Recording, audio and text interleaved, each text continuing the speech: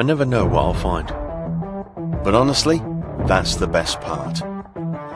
It might be something small, something forgotten, buried in the earth for decades or even centuries.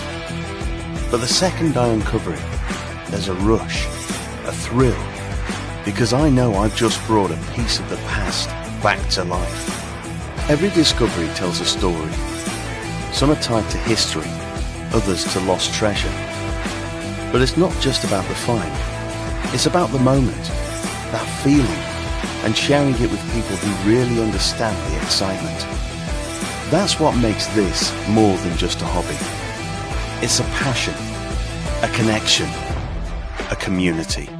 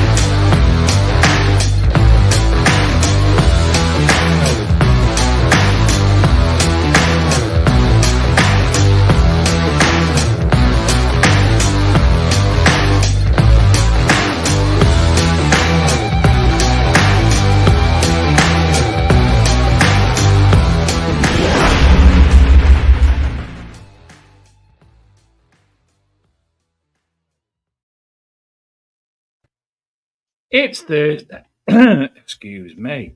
It's Thursday. It's 8 o'clock, and it's the big detecting show. And the reason I'm saying it, nobody else is because the scrolling things disappeared off the side while I've been popping, and now I can't find it, and it won't go down anywhere. No, not that. Evening. I'll just put it there. No, you know, well, on the side, when we're in the media assets and you scroll down. Anyway, thank you everyone for joining us tonight. Britain's biggest metal detecting show live on YouTube. Adrian, not just that, the world's biggest TV stream, metal detecting stream. Yes, we are.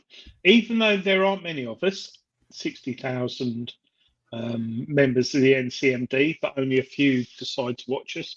We're live, and I got a phone call tonight. I didn't tell you, Dave. Are you on tonight? You on tonight? You know who you are, Jim, in the chat, because we didn't put a YouTube banner up, so apologies for that.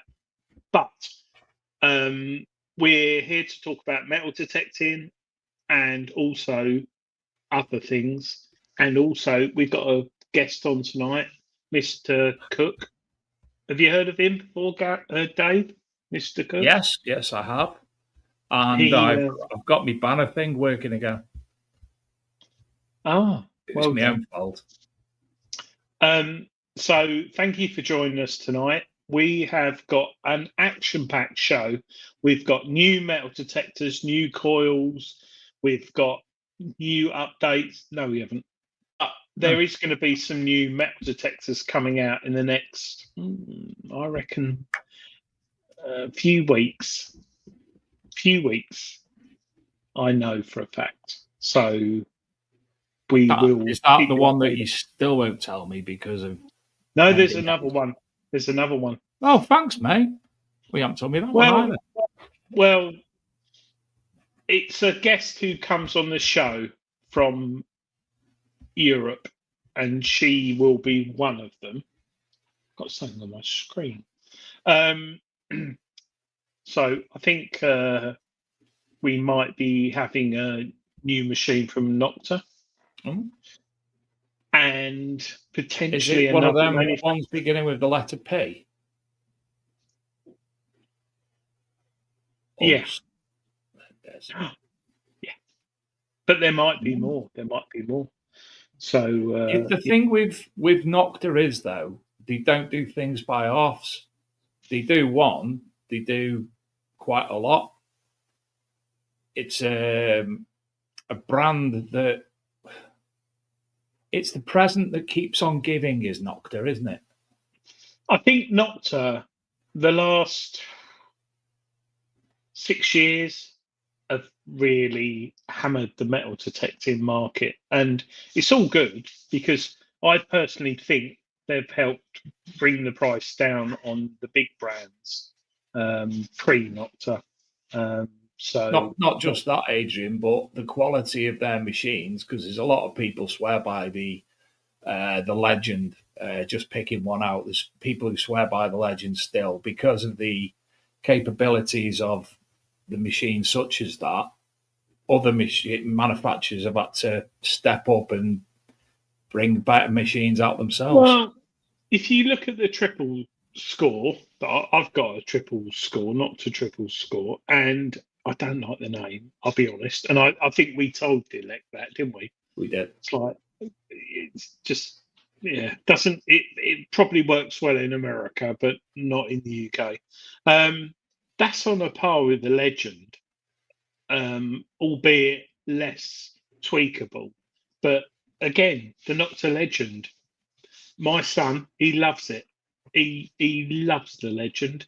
I've given him the Deus 2, the Manticore, Nox 900, 700, Vortex, even the C-Scope 6MXI, and he loves the Legend.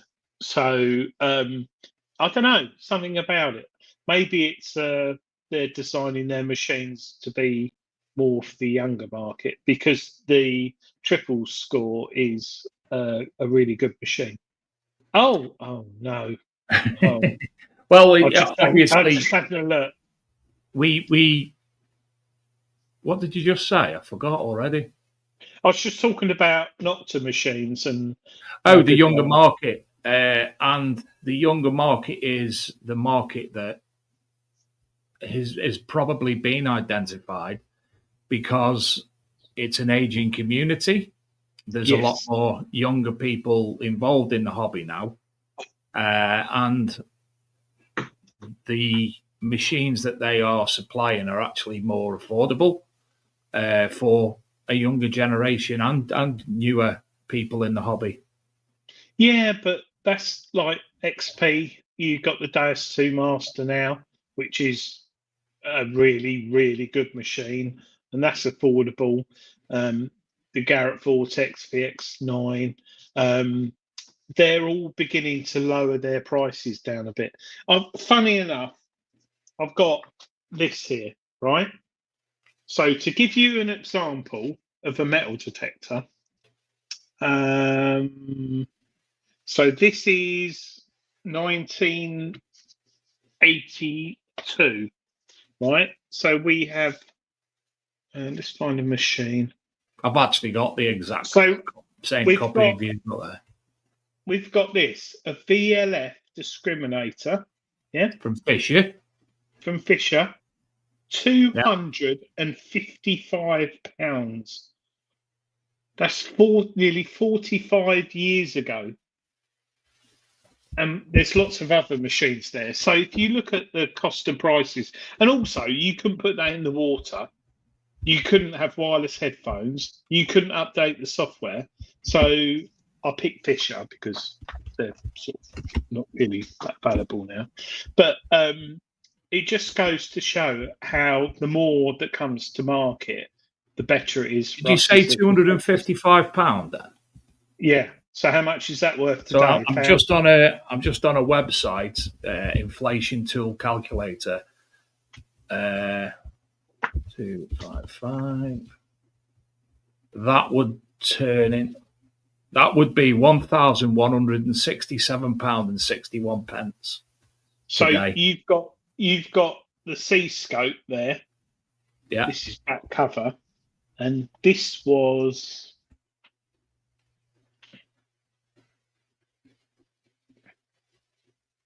you see 225, about 90. Yeah. And my dad had one of those. So, yeah, it just goes to show. So that would be. Oh, Please enter the valid value. look. All right. Look, I just old magazine. £226. Look what I just found. Hold on. That'd be £1,034.82. Yeah. Awesome. So the hobby, it is very affordable at the moment. It's a lot of money for some, but thanks to Klarna, we can afford to keep the hobby going. But yeah, it'd be interesting. John Clayton, my C-scope, £225 in the 90s. I remember my dad, he bought his C-scope second hand, not that one, the one before, for about £50 in about 82, 83. Give me a price of a machine now, and I'll take it back to the 80s and see what it would have been in the 80s. I'll tell you what. This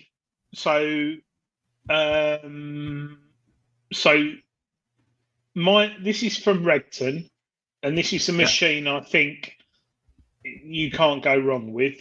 Mine Lab Xterra Elite, £479. £479. Start year 2025. That sounds quite cheap. End year 1980. Oh, and it won't go backwards. Why won't you go backwards? The end year must be greater than the start year. Well, I don't want that. Well, it's going to be about £100, isn't it? Mental. But saying that, on the other side of the score, Adrian, which were we a month 40 years ago? How much were houses 40 years ago? How much was a pint? It was a Ford Escort Mark II 40 years ago. 2000. No, it marked. Well, let's not talk about before and now. We got John and Gary coming on shortly, and John kindly gifted me a Garrett machine, which in its day was £279 in about 1982, and I've got it. It's brand new, and it's how much was it? £289. So today's equivalent price, that would actually cost £1,089.16. And you could buy it on eBay for 150. But yeah. Tony Kaywood says 1980 Southern Pints were still a tenner, and we're still crap in comparison to Northern Pints. Tony Kaywood, DS2, second hand, full setup, £775 from Detechnics. Christ, that's cheap. That's really cheap. That's really cheap. I want one. Anyway, I only want one because then I can go out with Steve and Shane and feel like I'm actually doing the same as them. Yeah. Who actually both went out at the last, I can't remember, was it Sunday? And both come up with lots of hammered coins and such like. I think they travelled somewhere to a rally, but they had lots and lots like jelly tots. Well, I think Tony Kaywood bought that DS2. Oh, yeah, he did message me. The rallies, talking of the rallies, we got Gary and John on shortly talking about Rodney Cook. So if you've got any questions about the No Frills that's next weekend, get them ready. But you're only allowed to ask John, not Gary. Yeah. But also... Gary's not listening now because Gary would have reacted to that one and he didn't, so he didn't hear us then. If you have got any questions about the rally, go to the rodneycookmemorial.co.uk, click on FAQs, weekend digs, and it will tell you if you're new to the hobby and you're going to rugby coach. But that's about it from me. Should we get the Gary and John on? Diesel, John, and Gary Cook. Good evening, gentlemen. Hey, how are you, John? I'm fine, thank you. It's got a lot You're of hair. looking well. Yeah, I'm a bit tired because I only got back from Norway yesterday. Norway? Yeah. Was that holiday or business? No, it was fishing holiday. Oh, marvellous. Did you land any big Norwegian cod? I had a few, not too bad. Not as good as other years, but you can't always get the big ones. That's what she said. Yeah. Hold on. Sorry. That's what she said.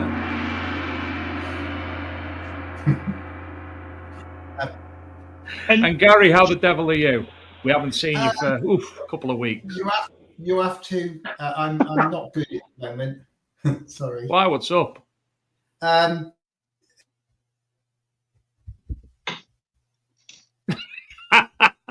Gary and his technical problems. He's got bad broadband. Gary's got bad broadband. Is that like Piles? Gary, if you can see us talking to you, you've frozen, so your internet bombed. Where does he live? In the middle of bloody field? I think Gary's he's still on dial-up. I can hear. I like Gary's t-shirt though. I like his t-shirt. It is a good t-shirt. That you were out and about yesterday. You messaged me. You were with a finder of a significant hoard in the UK yesterday, weren't you? Oh, you misinterpreted that message. Oh, did I?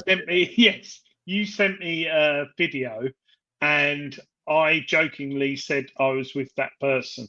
Right. We're gonna have to leave that. We can't talk about that video at all on the show. But no, I'm very good friends with that. Was it the one where I said, should we go on holiday there? Yes. Right. No, we can't talk about that show or no. I haven't. I haven't been to Texting because I damaged my feet, bruised my feet, and then I put the matchstick style splinter in me heel and my toe, but it's healed. Oh, talking of healed. Yeah, no, don't know what happened there. Glitch in the system. Well, to be honest, Gary, you mustn't have a very good link tonight because you're very blurred. You can probably you say. Are blurred. Have you you spilt something on the screen or? No, I don't know. That better? That's a bit better. Let me see if I can. Oh.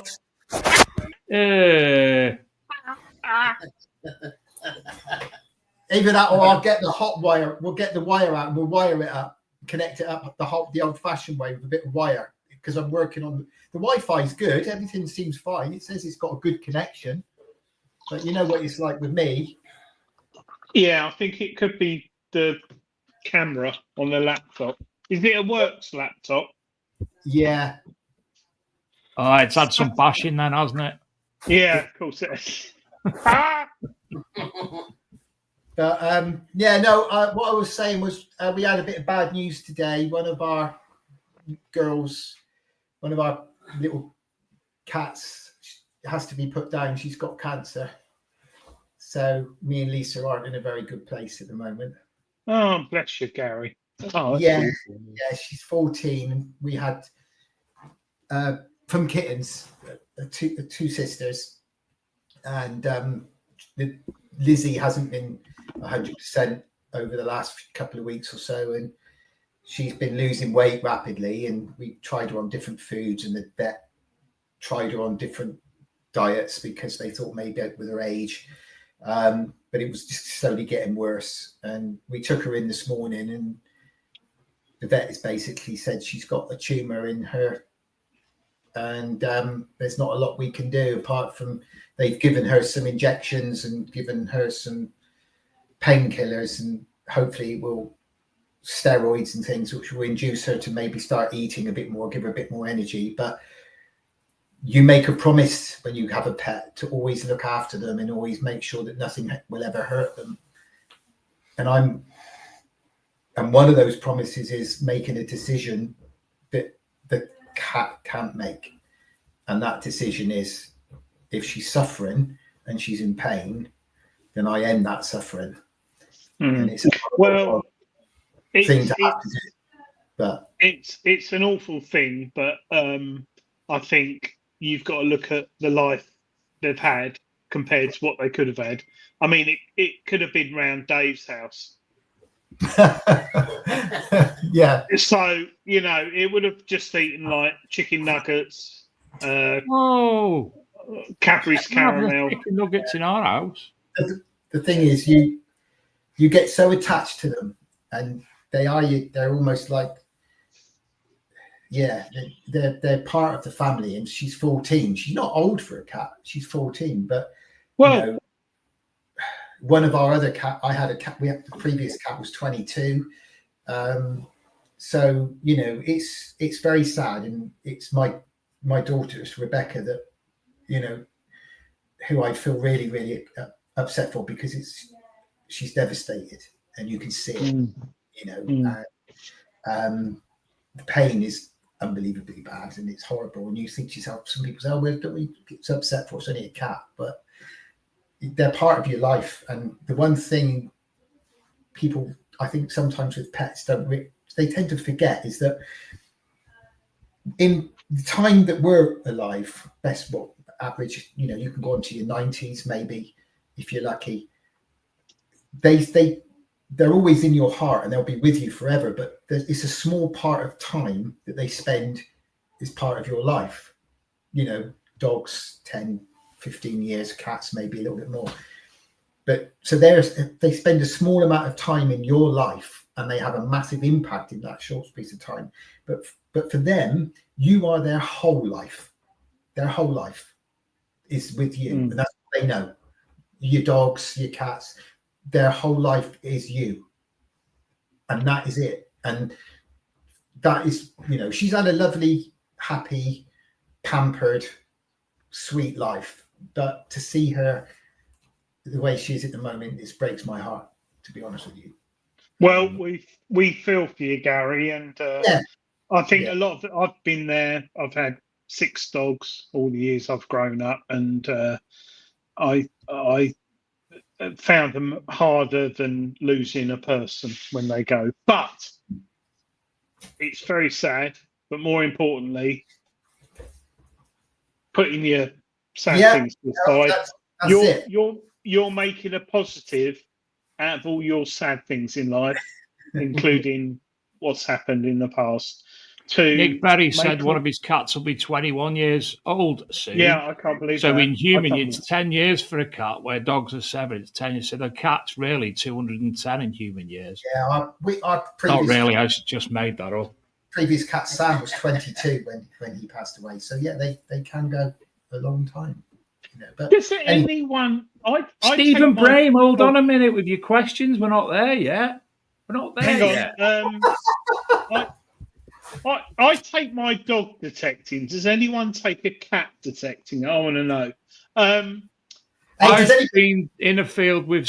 No, I won't go there. Nick Berry's in the chat. Did you say? Yeah. Well, Nick Berry, behind me in the window, you will see John. Nick Berry. Hi, Nick. He's got no trousers on. Put your trousers on, Berry. Oh, be careful. Right. Yeah. This. I don't know if you can see it, but basically, whoa, Mike. Now that there. Left, Gary. Left. Bit more. That's it. That was what Nick made me. Okay, and that is a bullet casing. All right, from a rifle this bullet was fired at the battle. It wasn't a battle, actually. It was a defensive of Rorke's Drift. Oh, is that the one that Nick West brought you? Yeah, at the rally last year, and Nick knows that I love all that's I'm a great lover of Rorke's Drift and the Battle of San Luana and the defensive action at Rorke's Drift when the British Army suffered its biggest, and I think it still is actually, its largest ever defeat in battle against the Zulu nation at San Luana in South Africa in 1878, I think, or 1879. And they were massively defeated, the British Army. They were the man in command was completely out of his depth and looked to split his forces in any way. At San Luana, a whole column of the British Army was completely wiped out. The Zulus were hungry for battle. They were hungry for war. They were all high on adrenaline after massively defeating the British Army. So they then went to attack Rorke's Drift, which was a hospital station. It was basically a makeshift hospital at an old sort of farm, and there was only the best part of 100 British soldiers there, with native contingents and sick people. And the Zulus attacked it, 4,500 of them, and the British Army held out for nearly 3 days. And it's very famous, Rorke's Drift, because more Victoria Crosses were rewarded in any one battle at Rorke's Drift. So there were 7, I think, Victoria Crosses, which is, and we all know, is the Victoria Cross is the highest award that a British soldier can receive for bravery above and beyond what is already expected of him in battle.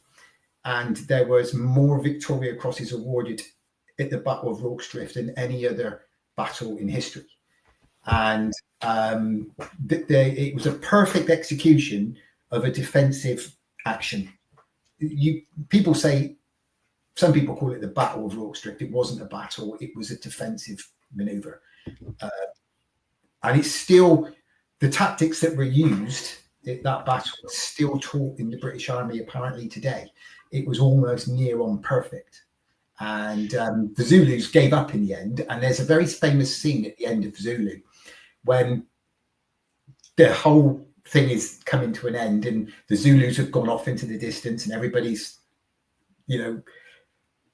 happy, I suppose, that the Zulus have left.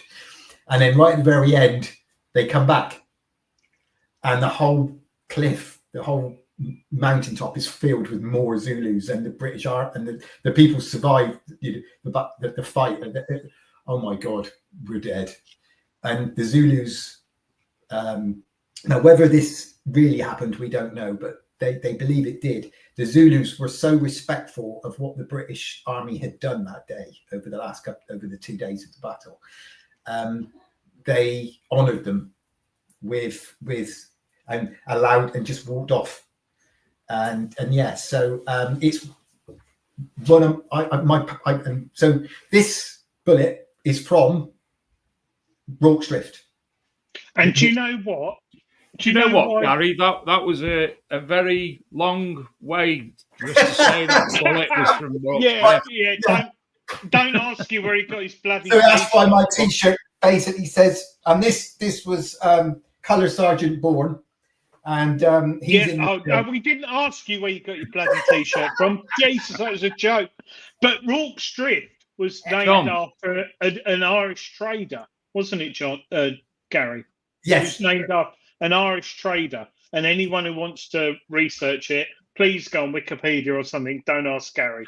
So, before John, where did you get your T-shirt? Yeah, that's quite charity shop. What's it say? RCM. Yeah. But the very talented Nick Berry made me a little stand. Yes, Gary, we've been there. Right, we've done it. Actually, if you want to talk about bullets, this is a boy's bullet, which is an anti-tank bullet, which I made a plaque for the other day with 303 bullets, and it rests on the top. Look at those. look at those 303 bullets. Anyway, gentlemen, Wayne, that lovely Wayne Rowlands says, Gary, John, can I give you guys a check next weekend for the RCM? I've been saving the money for my coin cabinet sales. I think it's close to 900. I'll have a chat with you next weekend. Oh wow, Wayne, incredible! And he's also making a fantastic cabinet as well for us for the raffle. But we're going to have to do something special with this cabinet because I think it's too good to just go in a normal raffle. Fantastic, Wayne. You're an absolute star, mate. You really are. He is. Do you know what I like about Wayne? He's one of them blokes. He doesn't want to know. He don't shout about things. He just keeps quiet. And at RCM last year, him and Nick Berry created that cabinet, and they didn't want any PR or anything. They just did it for the love. I thought that was lovely, really nice. But they're very. He's a wonderful lad. He really is, and he means he's part of the RCM family now and has been for quite a while, and he's got a heart of gold. And to do something like that, put so much time and effort must go into making these cabinets, and and then to donate some money that he's been getting from the sale of them is just it's a lot of money. 900 quid. To be honest, he told me he got it from IKEA and just done a bit of paint on it and put. Dave, it's the thought that counts. It is the thought. So anyway, our good friend Andrew T from Canada, who's actually not in Canada, he's been detecting this week with Stephen Brame up north, and he's been travelling around Cumbria, and I think he's down in Cornwall. He's got there today. He says, volley, fire, and the Welsh Guards regiments, the most VC Victoria Crosses issued in one battle. The film Zulu is a classic. I have a Snyder Enfield rifle that round will fit. Hey, well, there you go, look. Snide. Gareth Howard said the scrap with the Zulus was purely coincidence. They were only supposed to blow the bloody doors off. Yeah. Right. We got questions here. So Gary's Sussex detecting. Sorry. Generators. Gary, you were meant to send me some pictures. I've sent them to Dave on Messenger about 2 minutes ago. Dave, check your Messenger, buddy. You got some photos. I never checked my Messenger. Oh. Yeah, I have. Yeah, sorry, Adrian. With obviously everything that happened today, it went out of my mind. Cheap. Right. For those who are watching who've got tickets for the rally next weekend, you will receive an email and a text on Tuesday morning at 9 o'clock with the dig location, won't they, Gary? They will, yeah. You sent it to me yesterday. The big boss lady's had a look at it and says it's absolutely perfect. And I've even I've checked the links on there for the gate entrances, and we're not sending them to Kazakhstan like we did one year. Well, I don't think we did. I think that was your phone. Gary's got a snide iPhone. Anyway, Dave, can you make that bigger or not? No. Or not? Solo. Can you not make it solo? That's next week. That's Bath. That's one of the fields at Bath. Rob Random asks, is there a ban on generators in the camping area at the RCM? No, you can have a generator if you want one. Gutted, that means John's bringing his generator. Yeah. So diesel. That's what that was about. Diesel, no silencer. Looks a lovely field nice. Anyway. Oh, it does look really nice. Go. I've gone the wrong way. You're going the wrong way. There you go. Oh, they look good. Is this north as well? Yeah, all those fields that side are all disc. They're all, pretty easy to dig in. Nice, and you can't go in the margins around the edge in the long grass because they're set aside margins. But everything that is disked, we do have some strict areas of no go, like you're not allowed in the woods and places like that. But I mean, that's sort of standard. Pheasant pens in there. Where on earth are you going to have a poo then? Well, you have to do it in the toilets. You have to come back to camp. So we've got a mixture this year of fields. Now we're on the same where we had the main rally last year. It's the same estate owners, but we're on some new fields.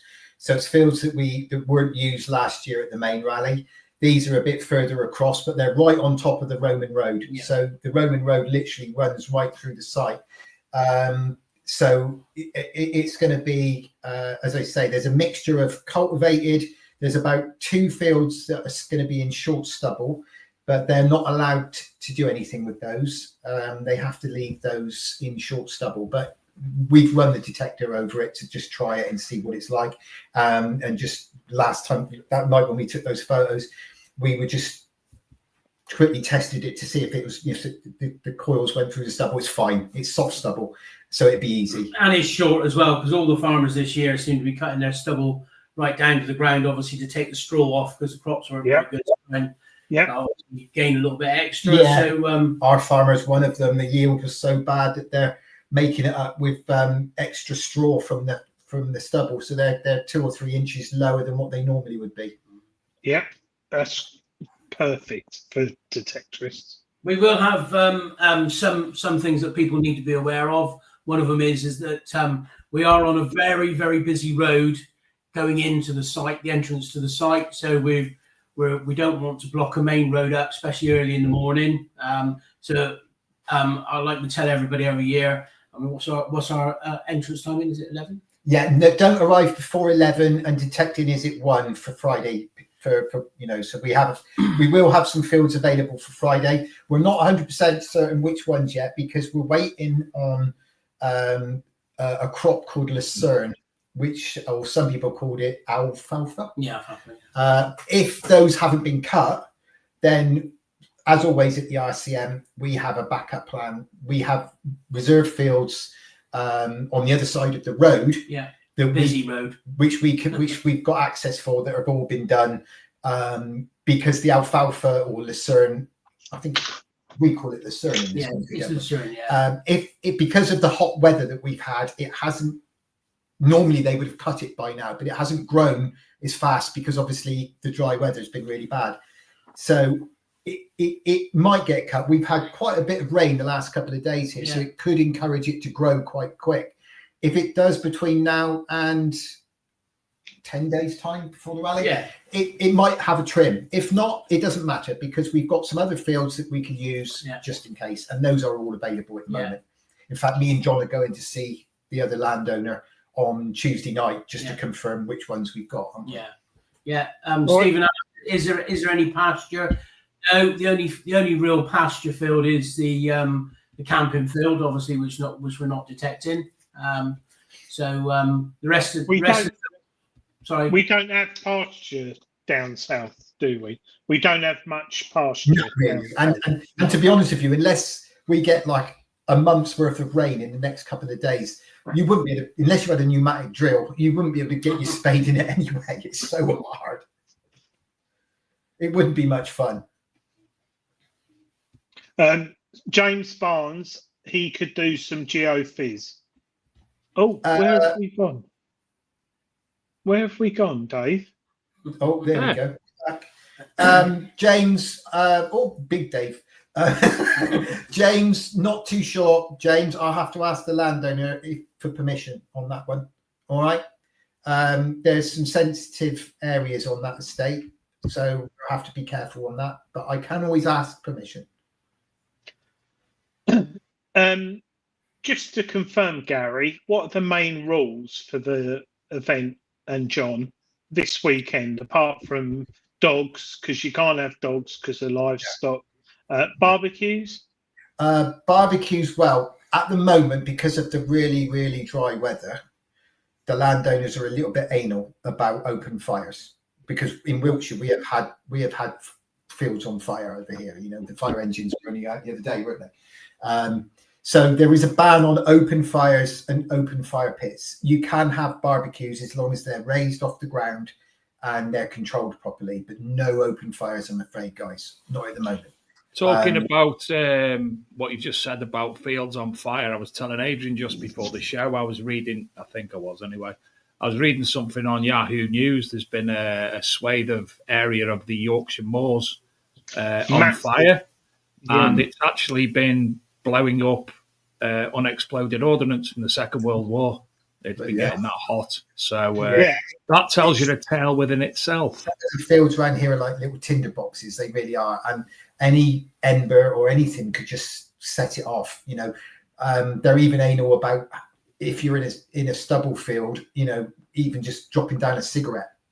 You have to make, you know, you put it.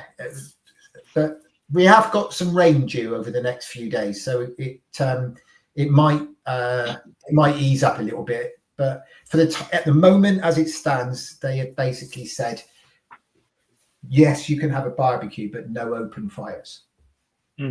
Ava and Fisa, I hope you're well. I've still got a prize for you from the show last year, I think. Digital magnifier, which when I meet you, I'll give it to you. She's put, gutted, I can't bring my dogs. No, and it is such a sad thing because I have a dog and I'd love to bring my dog. But when there's livestock, you might have the best dog in the world that is properly trained and won't move a foot away from you, but you can't have one rule for one and one for others. Unfortunately, you know, it's just one of those things. So, the other thing as well, Adrian, is that some of the fields are across a very busy road as well. So, you know, I mean, dogs near a busy road. There's no footpaths or anything to cross the road, so they're crossing gate to gate or from gate and then walk down the road a little bit and cross. If somebody was taking a dog and something happened, we'd be actually mortified that something went wrong. So, I mean, you know, we sort of got a duty of care to the people that come, but we're also obviously very worried about when people have dogs, you know, if they're out of control, anything can happen. So I know most people are well behaved, but you only got to get 2 or 3 dogs that don't mix in a campsite, and there can be all sorts of trouble with that. And the thing is, at the end of the day, we don't make up these rules to annoy people. We don't make the rules up to purposely make it awkward for people who have dogs. We ask the question every year to our landowners, and it's the landowner's decision. They say no dogs except for assistant dogs and guide dogs. And at the end of the day, we have to abide by what the landowners tell us. If we don't, we won't be allowed back. And our landowners have got tens of thousands of acres of land spread all the way across the south. And they talk to each other. And the new estate, for instance, in Cirencester, was basically given to us because of our landowners introducing us to them. And they wanted, and the feedback that they were given by one of our other landowners was so positive, and that and what the RCM does and everything else, and the fact that we raise money for charity is the only reason we're on there. Yeah. And if we were to go against, they don't, they're not dictators. They don't demand. They're very easy going on pretty much everything that we do at the RCM. But just apologise. Adrian's had to go for a wee. So we Adrian. These rules. Sorry. Too much beer. But no, I understand it's frustrating for people with dogs, but there's nothing we can do about it. We have to abide by the rules. Yeah. Absolutely. Sounds like. Do you know what that sounds exactly like? Sharing a camper van with him. Do it 3 times this year. 3 times I got to share a camper van with him. And he finds it funny as well. That's the most fantastic thing. Come on, Adrian.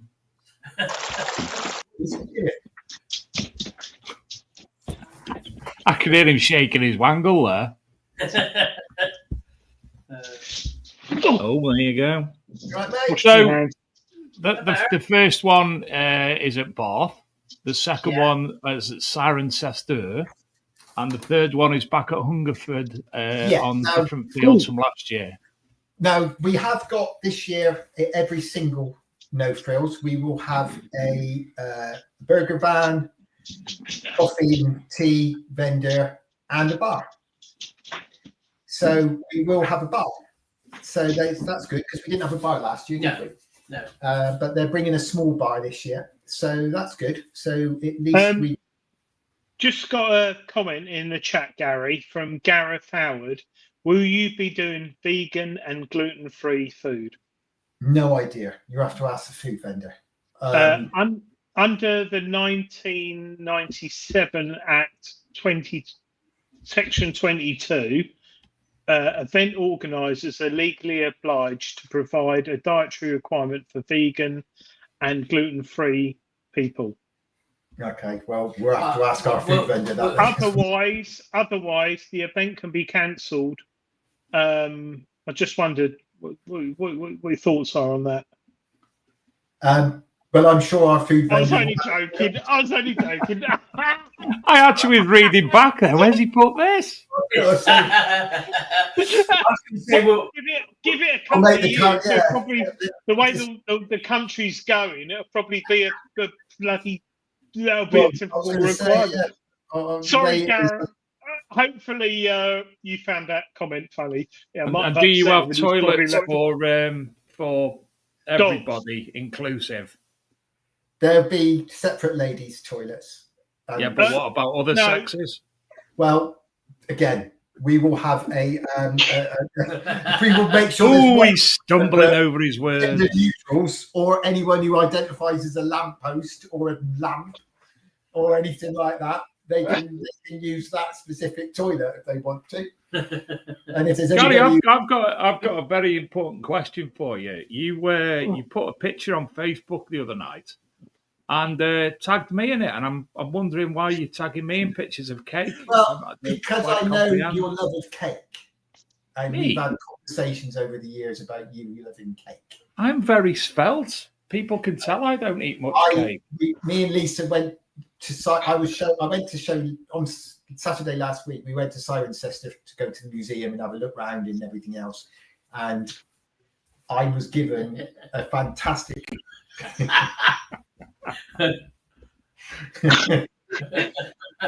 Linda McCartney Act of 1985, fantastic. I don't know. You lot. I'll tell you what we'll do. We'll get some grass and we'll make some grass burgers for you. I think you had enough grass at the different events in the past, don't you? Vegan sausages.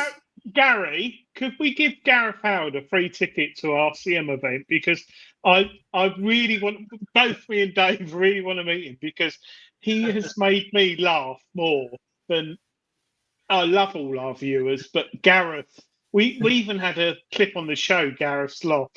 And I don't know how well off you are, Gareth. You might be in a wheelchair, I don't know. But could we give him a ticket to come to an RCM event? There are some available for Hungerford and for Cirencester, so yeah. Talking of, yes. So Gareth, I know actually which one is sold out now. So I'll tell you where we are. So let's refresh it. So sold out, but I can't remember which one. Hungerford is sold out. Hungerford is sold out, right. Bath and Melksham, 90%. And Cirencester is 98%. Now, Cirencester is shot up.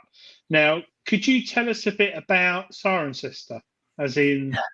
Well, Cirencester, whilst you were weeing, and doing I wasn't washing my hands. I'm just gonna have to message Adrian so he knows what I'm laughing at. It's nothing to do with you. It's just something he said and it made me chuckle. Carry on. Sorry.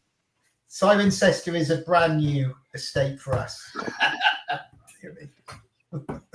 Sorry.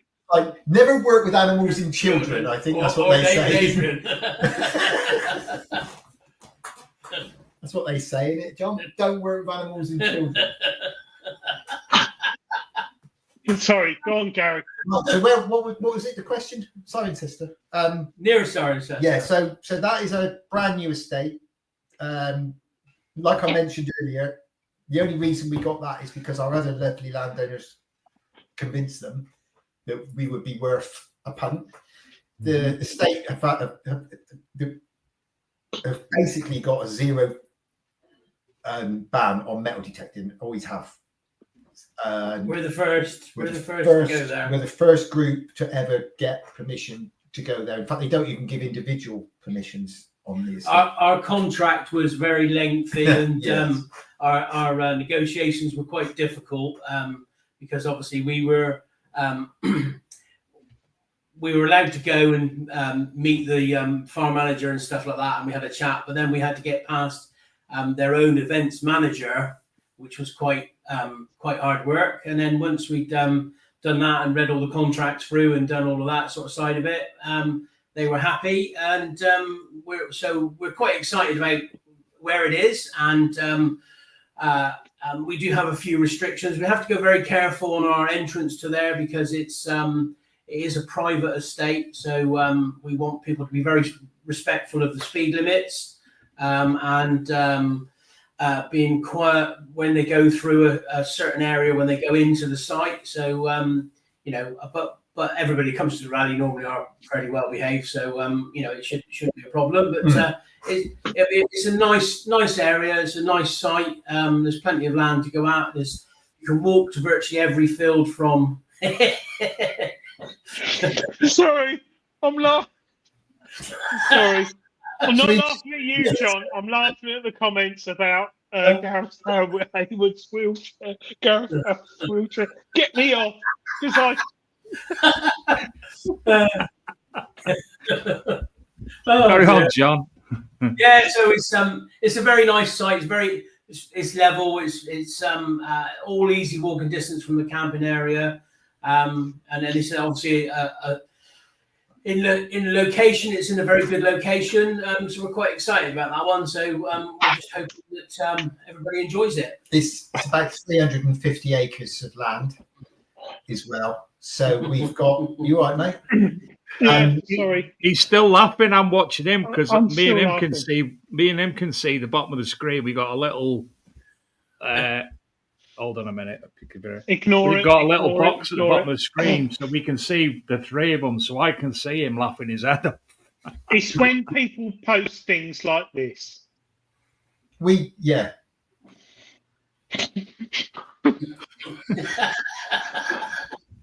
It's 6 miles an hour, Jim, as the dog's legs kept getting tangled at 8 miles per hour. No, we shouldn't mock the afflicted. So all we're saying, John and Gary, I've got. John's gone now. It's like when he farts in the camper van. That's all I hear.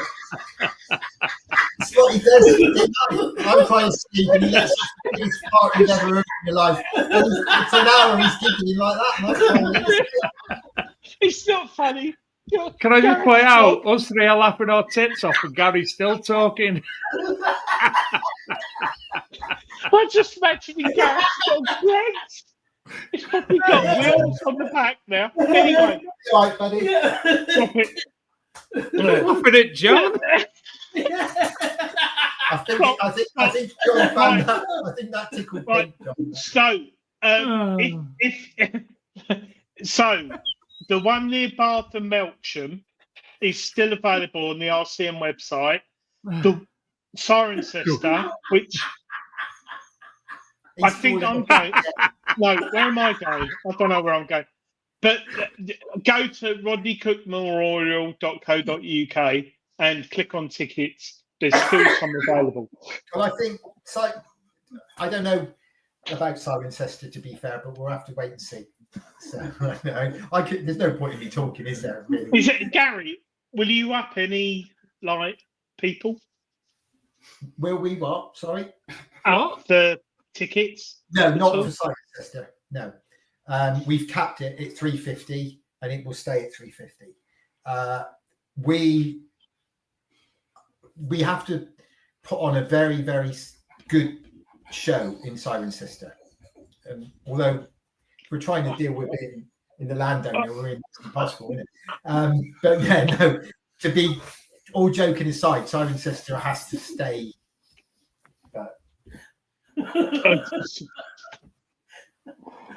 You can see why Gareth Howard has been watching the show for years. I think since we started, and he's a regular viewer, and the comments he puts so funny, and I just think it's interesting. Dave Moore, any news on our big? Oh, he's put big RCM. Your boy next didn't year. put it in big letters. No, he didn't. So what's he mean by that? I don't know, because that's news to me. You alluded to it last week. No, I know. No, we didn't say we that. didn't say- We said we got something big coming in the future. We never mentioned anything. I stirred things up a little bit just to get people excited. There is some things going on in the background with the RCM, which we won't say anything about. I think just keep coming to RCM and keep in touch with everyone. RCM isn't going anywhere. That's all I'm going to say. No. John needs that. Is it vodka? Yeah, Lisa's like, what are those two men in a room on their own doing? John is just laughing continuously. I've lost my train of thought. I was trying to think. There's some things I needed to say tonight, and I can't remember what they are now. It's all right, Gary, because we're going to stop you now for 5 minutes because it's that time of the night again where I'm far ahead of Adrian. So I will play this. Wait, Dave. Well, wait. He's not ready. Go on.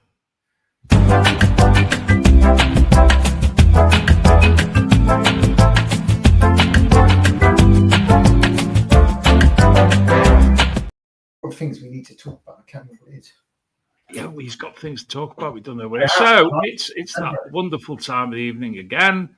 Adrian's Wall, where again this week we kindly have a prize donated by that lovely Mr. Graham Dempsey of the Composite Cleaning Pencil, where you will be able to win I'm queuing up Adrian here and he's not even got it.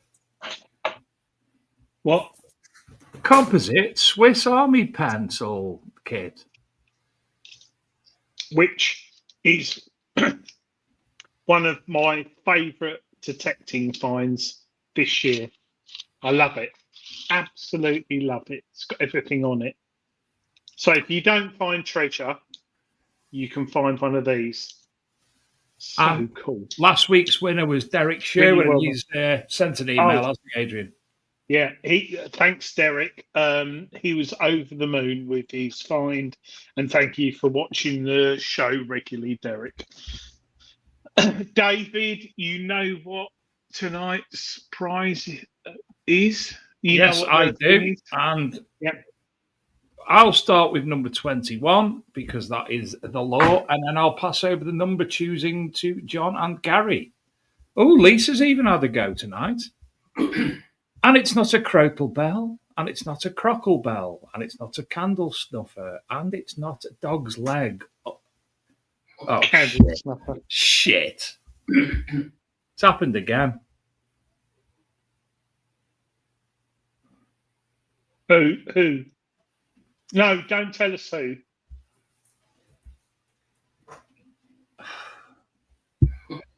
Oh, they've guessed and we've started and it's the first one out. So somebody got it right already? Yeah. Bloody hell. That's not bad going. We've won last week. Gary, last week we didn't even start and they got it right. That's an inside job. It's got to be. I'm getting worried now. I reckon people I think you've been hacked by the Russians. I reckon people know what it is before you do, mate. Clear it, Adrian. Well, and I will tell you that the winner is. Hang on, do Gary and John know what it is? No. Blimey.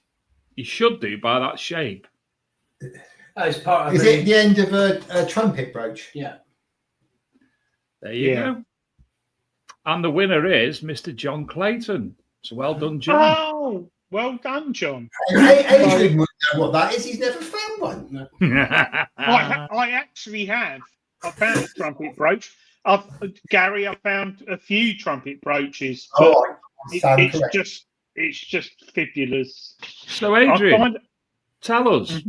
That's not. I can show you. Well, John, you buy yours, Gary, off eBay. An incomplete copper alloy Roman brooch, trumpet type. Hold on. John, get a decent trumpet. The head is flat, ovate, and under-decorated. Atop of the head are the remains of an integral cast loop.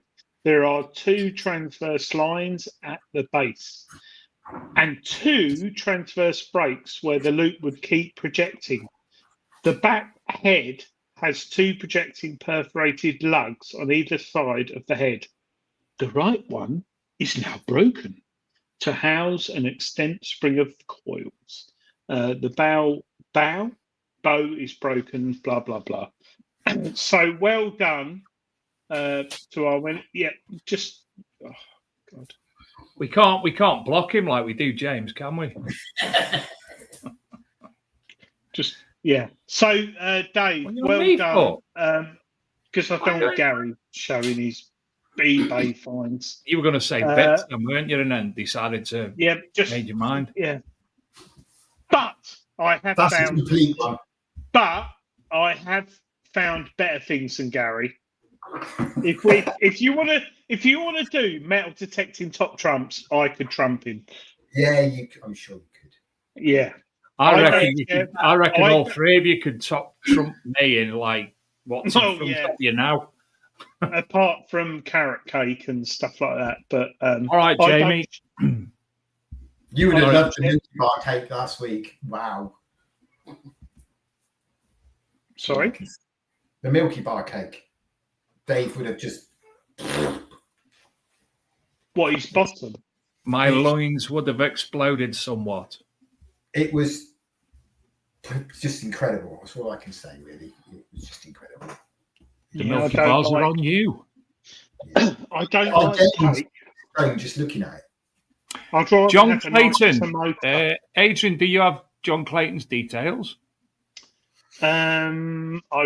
Yes. If not, John, could you go to thebigdetectingshow.com and fill in the details on the contact form, which Adrian will then pass over to that wonderful, beautiful, stunning, good-looking. No, sorry, Graham Dempsey. Which is nice. So we've spoke about Bath, Siren Master.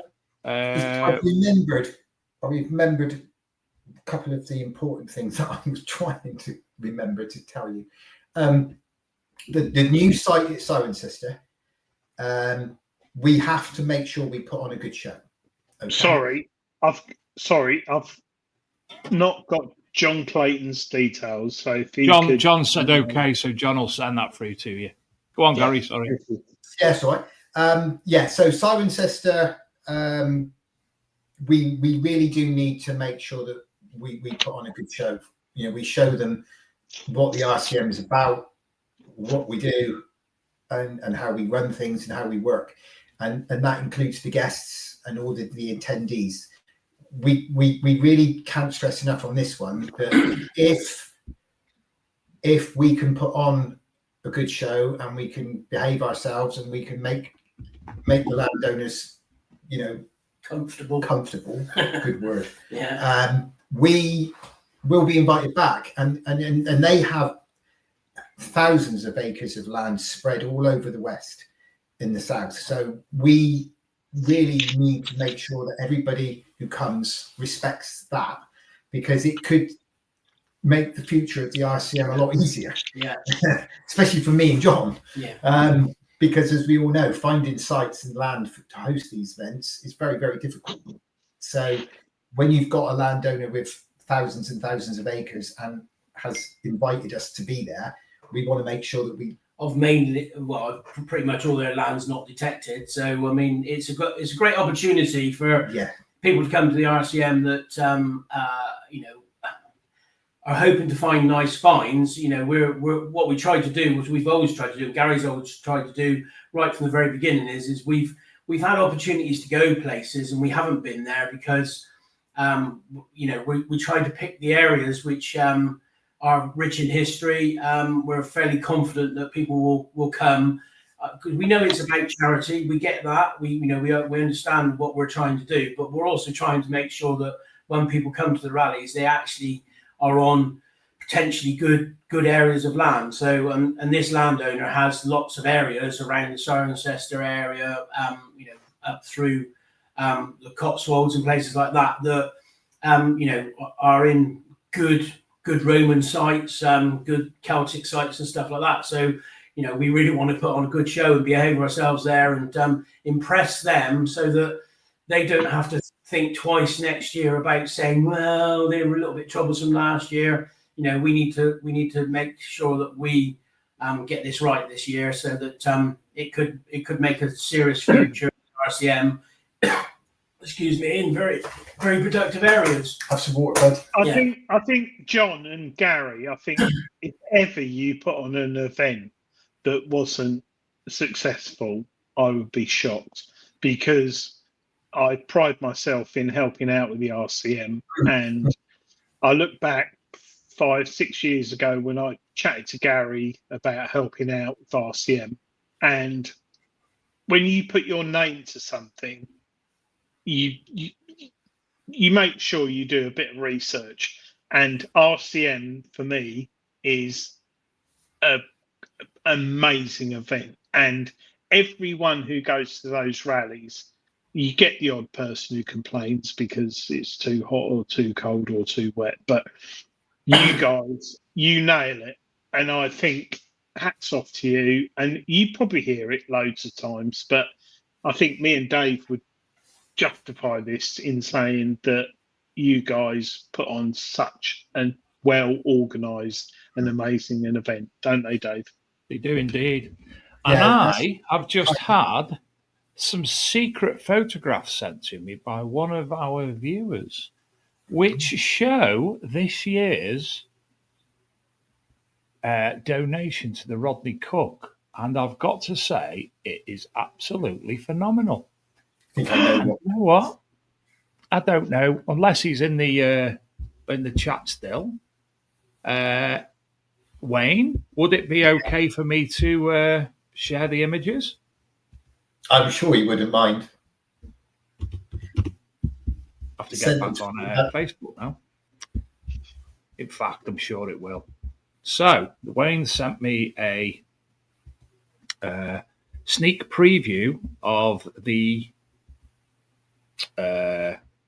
cabinet for this year's Rodney Cook donation.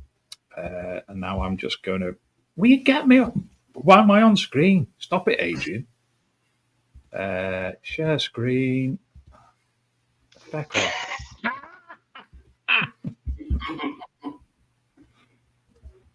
See, now I'm going to have to go off anyway. Oh. It is a bit, isn't it? Wayne, do you get the chisel on the top, the plane on the top, the chisel and that? Oh, you're joking. It's beautiful, isn't it? Fantastic. He's done such an amazing job. He's he's done it again, just like he did last year. This is why I'm saying it's too good just to go into the normal raffle. We have to do some form of auction. Well, we've got 3 events, haven't we? So whether we could do some online. No, the highest bid out of 3 events. Yeah, because you can't just put it into one raffle at one of the events. You need to try and open it up. So if anybody out there's got any ideas of how we can do it, let us know. I've got a green screen now. And just while I'm on here, John Clayton sent us an image of his first metal detector. Oh, we're back. Now we've gone. Oh, what's going on, John? So anyway, if we can come up with an idea, if anyone out there has got any ideas of how we can maybe do, oh, blimey, that's an old one, isn't it? So that's what Lisa said about you, apparently, Gary. yeah, I feel it. So anyone's got any ideas of how we can maybe maximize Wayne's amazing cabinet? You know, rather than it's too good to just go into one of the raffles. We need to do some maybe where we can combine all three and everyone can buy a raffle ticket. Maybe what about if we sold separate raffle tickets for that one prize at all three rallies, and then did a live draw on the big detecting show the week after? Hey, do you know what? That sounds absolutely fan-dabby-dozy. Actually, that's easier, Gary. A lot easier selling raffle tickets. Well, but what we do is we go through all three events and we say, well, these are raffle tickets for this weekend's standard raffle. Yeah. You know, but these tickets are for Wayne's cabinet, and we will be making the draw live on the big detecting show. Yeah, Wayne's cabinet of curiosities. I think that is probably easier. And raffle, but the only downside to that is you're not getting people online. But personally, I think if you attend the events, I think raffle tickets, because we're looking at probably a couple of thousand. Yeah, I think raffle tickets, definitely. Adrian, could you maybe do one of your spin things like you did at the rally? You know, where you have everybody's name and then But how you'll get that off a raffle? Leave it with me, Gary. Leave it with me. Rob Random asks, Yeah.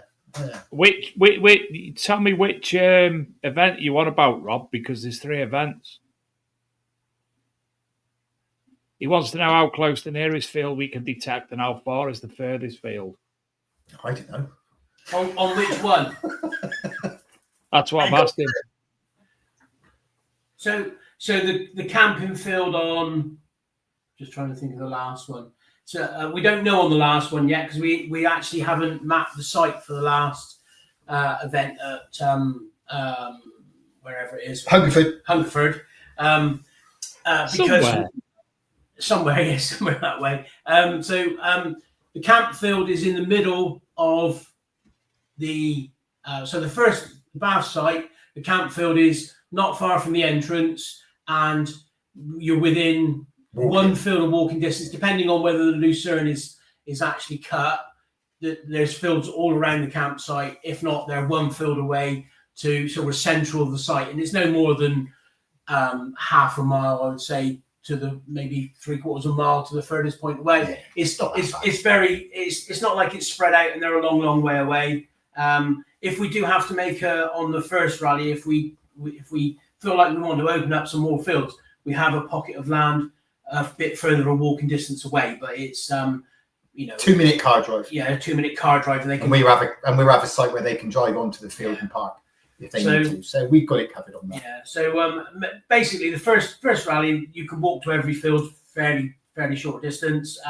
Second site is the camp area is basically central.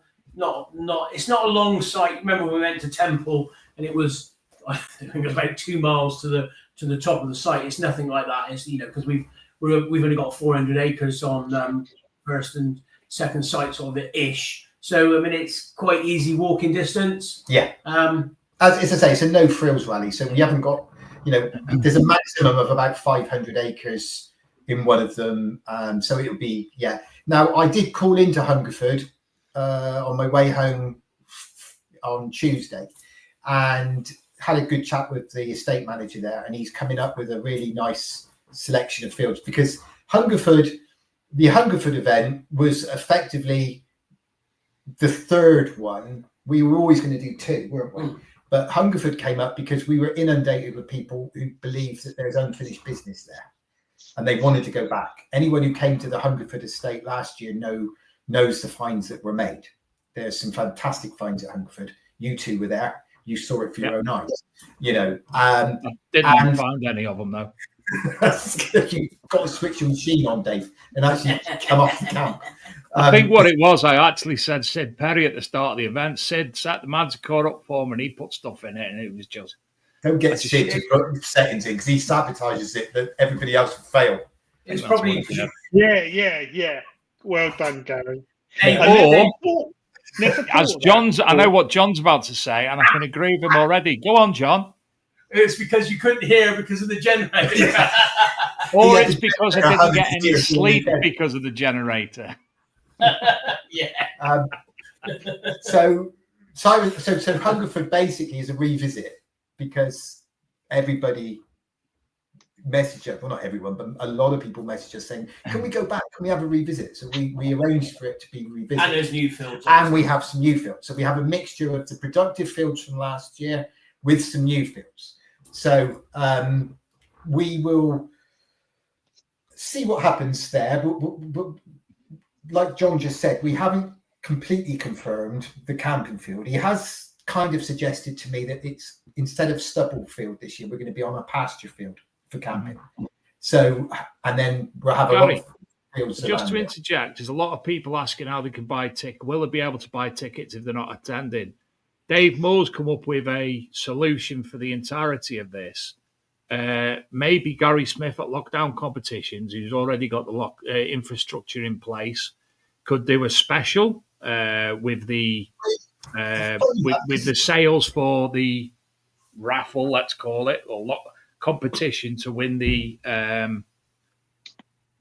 Well, Gary did it last year, if you remember. Yeah. Gary, to do this primarily for the cabinet, if you could buy it. I think that's a really good call. Well done, Dave Moore. I think Gary. If that Smith could be said, if you that. could maybe if you do want to do that, you could speak to him sooner rather than later. You could actually have QR codes set up and printed out on the entrance tent, and then people can scan the QR code to buy any tickets that they do want to. Plus, also giving anybody else the opportunity to buy tickets for that raffle competition. And then you are, in reality, going to be able to maximise fundraising via that, perhaps. But that's a good idea for you to discuss. Well, Gary Smith last year did a lockdown edition of the RCM, and he had lots of prizes available, and everything obviously that went from that particular sale or raffle, whatever you want to call it, online, or not sure what you call them, but all the proceeds from that went to the RCM. So I'm sure that if I spoke to Gaz, he'd be able to help me out. Me and Gary go back a long way. We've known each other for many years. So and you've got the same name as well. Exactly, and he spells it the right way as well. So we got quite a lot in common. As opposed to what? 2 R's or 1 R. There's only 1 R in Gary. And there's a lot of people spell it with 2. Well, they're obviously imbeciles. Yeah. And in fact, I even know it spells it with an I. There you go. I think lockdown competitions could help us raise a lot for this. Yeah. So we're a big supporter of lockdown competitions, aren't we, Dave? We are, yeah. So I think Gary, if you're watching, he's a lovely bloke. Too nice a bloke. And he won't be watching. He's too busy for the likes of us. I'll message him tomorrow and see what he can come up with. As I say, instead of selling raffle tickets separately and getting the whole thing confused at each event, if you could just have a QR code that someone could scan on the phone, link directly to it, to that competition itself. And obviously Gary's in the benefit because people who haven't played the lockdown competitions before might be interested in taking part themselves. Yeah. Wayne Rowlands, you're in the chat. Hi, Wayne. If you could send me some pictures from your phone, nice photos. Don't worry about the background because I can Photoshop that out. Some nice pictures of the front, the side, close up. I will Photoshop them up and send them to Gary. And also for his own personal use, could you send one without your top on? Yeah, okay. That's Dave. Yeah, I think that's really good. One other thing I remembered about Hungerford, on some of the new fields at Hungerford, there will be some serious out of bounds sections, and to the point where the landowners told me, if anyone is caught in the out of bounds areas, the whole lot of us will be kicked off there and then. That's how serious it is. All right. So we will obviously have all of it marked on the maps, and everything will be taped off. But if they catch anybody going into any of the out of bound areas on the farm, it won't just be the ones in the out of bounds who gets kicked off. It's so the people who will, the perpetrators will have 400 other people to deal with, because we'll all get kicked off and never asked back. So it's that serious with this area. So as I say, I'm sure it'll be fine, and I'm sure everybody will abide by the rules. You know, the Bath farm is we've got some good roaming activity on the site. I won't say any more than that. The Cirencester site, well, I don't really need to sell Cirencester, do I? You don't get much bigger roaming than Cirencester. You know, it was one of the I might find a brooch, Roman brooch. You could do. What about Adrian? Okay. Yeah, on this note, so we've got, what have we got? Gary, We've got quick question. So last year at Hungerford, it was quite stony and flinty, wasn't it? It was, yeah. And personally, being from the north and, well, not really detecting that way before, because normally at the events I'm on a stall, I found it quite difficult for me personally to detect. Obviously, Hungerford, we're going back there. What's the land type? Is it flinty and such like in Cirencester? Around any area in the south, in this part of Wiltshire and the Wiltshire borders, you can have a mixture of flint, sandstone, large pieces. And what you've got to remember is, certainly around the Hungerford area, there's a lot of what we would class as like sandstone, and the Romans loved it for building. And you'll see in Cirencester, especially if we went to the Cirencester Museum last week, and the Romans used all of this sandstone for their buildings, which is why Cirencester was such a prominent. You know, it had an amphitheatre, it had a forum. You know, it was a huge Roman town. If it hadn't been for Londinium, it would have probably been the Roman capital of Britain. You know, even bigger than Bath. It's huge, but because it had everything in it that they wanted, you know, the stone was easier to work with. It was good drainage. There was plenty of water tracks and that. So the Roman roads leading in around our site is unbelievable, and you know, villas and things. So, sorry, mate. Sorry, Cirencester is just sold out. There you go. So, as an observation, Dave, whenever we've been detecting in this area, wherever you go, whether it's the other side of Warminster or Devizes or anywhere around, the fields that have the stone in them, the chalky stone and the flint stone, are the fields that you normally find fibulars in. You don't normally find them on heavy loam soil.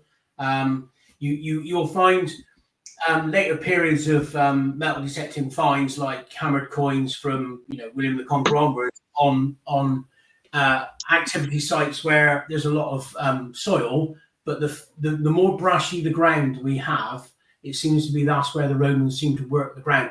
They either liked the growing conditions because for some reason, or the way they work the land. Obviously, they decided that it was better on that type of ground. It's probably more like ground in Italy and Spain and places like that. You know, it's the soil types and stuff. So, but from my experience, whenever you ever go metal detecting on stony ground, that's where you get your fibulars. Yeah, so a lot of it has been cultivated.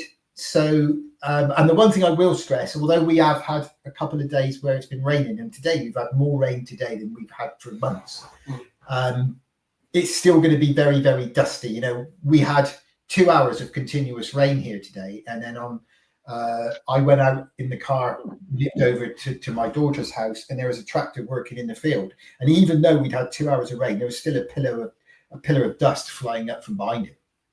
So, you know, the one thing I will say, the conditions this year at the rallies, especially the big rallies, people will need to work the conditions. You know, if you're one of these people who's going to just put their metal detector 1.5 feet off the ground and walk at a ridiculous pace, swinging your detector like a pendulum, Gary Kinson.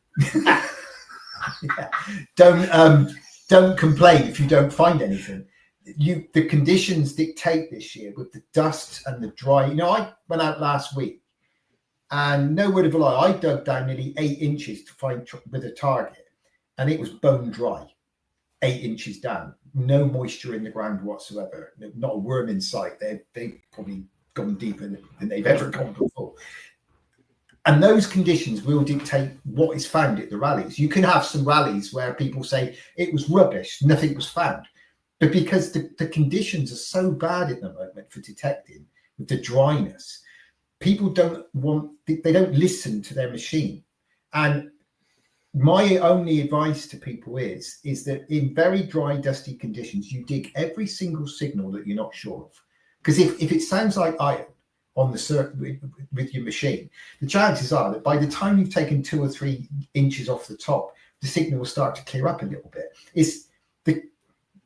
Because there's no moisture in the ground, the signals aren't coming through, the conductivity of the signals aren't coming through as clear as what they would normally do if you've got really wet and damp soil.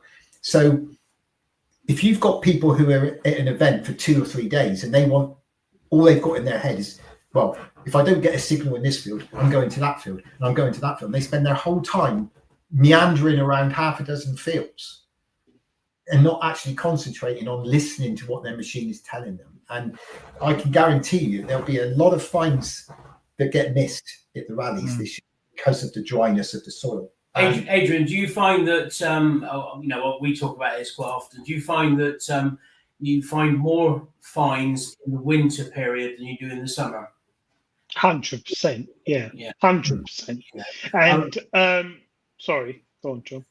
Yeah, I mean, that's why we sort of, you know, we don't want bad weather coming up to the rally, but we do want the ground to be damp, you know, because it's, you know, at the moment it is very dry. So this year will be a bit of a testing year, I think, for most events. And the other thing is as well, is that what we find with our experience of running the RCM, and I am the biggest problem with the RCM is that I get too much, you know, I get told, oh, we got too much land. And if we've got one field of 100 acres and we put 300 people in it, I can guarantee you that if they spend those 300 people just spend all day in that one field, there'll be 10 times more finds made from that field than if we opened it up with 400 other acres, and they could spread themselves out. If you concentrate more people into one field, there'll be more finds made from that field. But because we give you a lot of land to go on, the chances are that people walk through the field into the next one because we all deal with it. It always looks better in the next field along. But if you've got 4 people in one field, there will be a lot of finds coming up from that field. You know, well, listen, I'm going to have to end this conversation now because we've reached 9:30, would you believe? In fact, we've run over, as we inevitably do. But to prove, just before we go, to prove the point, me and John recceed a couple of years ago. We recceed a field that we were using for one of the RCM big events, and we wanted to check for green waste, and we wanted to check for, as you do, for bits and pieces. And you're damned if you do and damned if you don't. If you recce, you get accused of getting the fines before everybody else. If you don't recce and they turn up and it's got green waste on it, they moan because you haven't checked it. So we thought, that's solid, we're going to check it. We had absolutely nothing between the two of us, not even a signal. Not even a signal. Yeah, he went into panic. I went into panic mode, like I would. Oh my God, it's going to be crap and we're all going to get lynched. And no word of a lie, when the rally took place, there was more finds found in that field than most of the concentration of fines per person per field was in that field. Yeah. And I thought, bloody hell, me and John had not even a signal in there, and yet 2 people wandering around. As opposed to you're bad detectorists, aren't you? Yeah. Really? Amateurs. Yeah. That's why Gary buys. That's what the media calls everyone an amateur detectorist. I haven't seen a professional one yet. Actually, Right. Yeah. Yes, right, Dave. Yeah. One more thing before we go, sadly, because I forgot, and it's very important. One of the things that you will be raising money for this year is this little chap. Oh yes, that's the one of. Thanks, Dave. That was the thing that I was trying to remember. Thanks, mate. Quickly, yeah. Now this little lad, Robin. Okay, he's a local lad to where me and John live, and he was born 27 weeks. Just 27 weeks, which effectively he suffered severe brain damage, and which led to severe case of cerebral palsy. He is a lovely little boy, very brave, and it broke our hearts when we read his story. He needs constant care. He needs a lot of care, specialist care, and he needs specialist wheelchairs. And the family are self-funding for a lot of it, and they do lots of different things. And when we read it and saw his story, it compelled both of us and the rest of the team to break away from what we would normally do with the cancer charities and help support this young lad. You know, we support farmers' charities with the rally, you know, we did. Bless him, Robin. And we wanted to put out to everybody, as the RCM family, which everybody who comes to the RCM are, and we wanted to make sure that all of you guys were happy that we made a decision to help support this little lad and his family this year. And we didn't think there'd be a single person who would complain about us helping. So they will be at Bath. The family will be at Bath. Whether they can be there for the whole weekend depends on Robin and what he's up for. But they will be there for at least one day, and you will get to meet him, and you'll be there, and the family will be there, and they will be our honoured guests, and we will be making a donation. I had a phone chat with his mum, and she was telling me all about him and what they needed. And before she could finish, I turned around to her and I said, "Whatever happens, you'll have your wheelchair."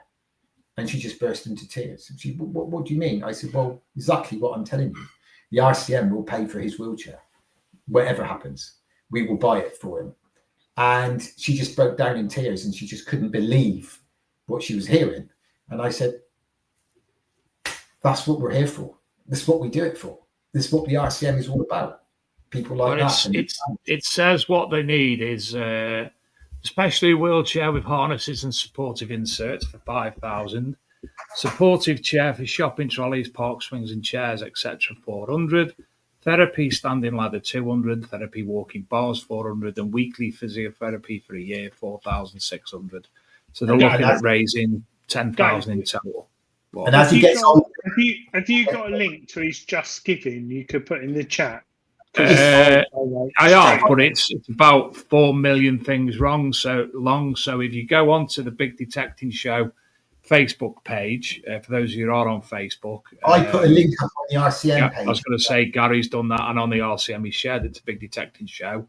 Or if you go on to GoFundMe and look for Raise for Robin, or the organizer of which is Jasmine Russell, and search for either of them, and I'm sure you'll find it.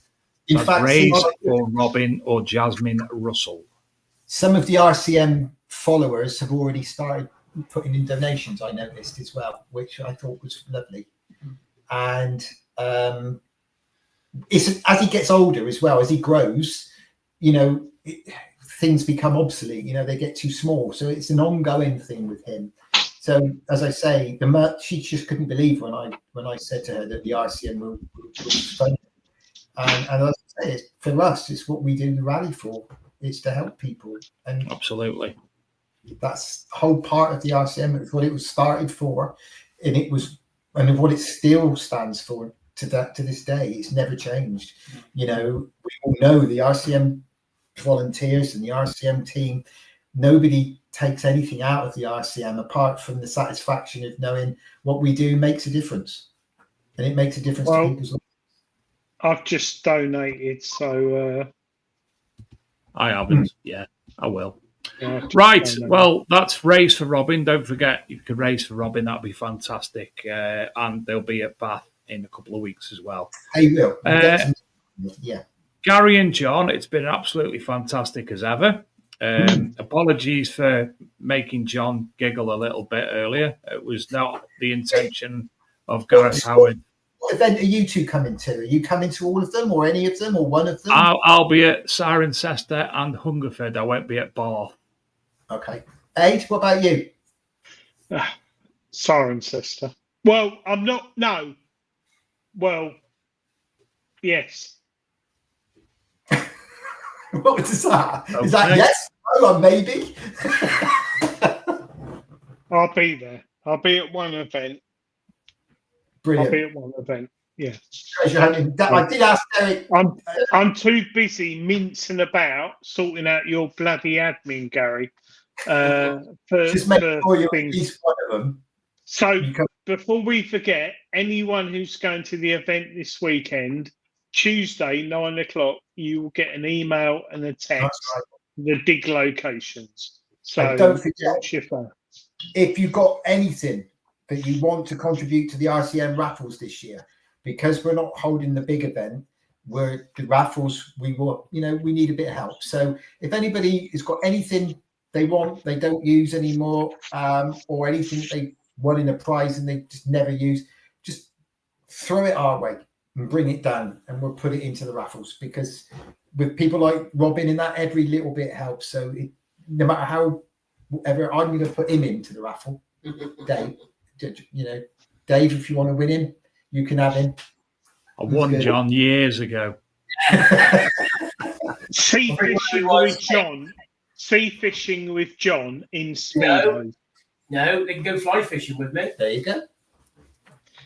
John, we've got to stop. I could talk all night to John. Yes, right. But anyway, I've got to go because some of us have to be up for work at 4:45 and we're knackered already. Oh, so, and Adrian, he just gets up and works in his pants. Pretty much. Yeah. So thank you all. Next week, we will be joined by Matt Evans from Digstock in America. That's a big event that's going on in America next year. So he's going to come on to talk all about Digstock. Put him in communication with Gary last week, and they've been chatting behind the scenes. That we've got going on. So, yeah, I've been having a good conversation with Matt about a lot of different things. Gary's plugged his way an invite to go over to America to the event, I've noticed. You should say that, actually. I think me and John will be going over to represent the RCM at Digstock next year. Marvellous. Right. Space. Thank you, Gary. Thank you, John. Thank you to all our wonderful viewers, and we will see you same time, same place next week. And we will see you all next weekend. Have a safe trip, everybody. Good luck, RCM. Good luck, RCM. Don't arrive before 11 o'clock. Bye.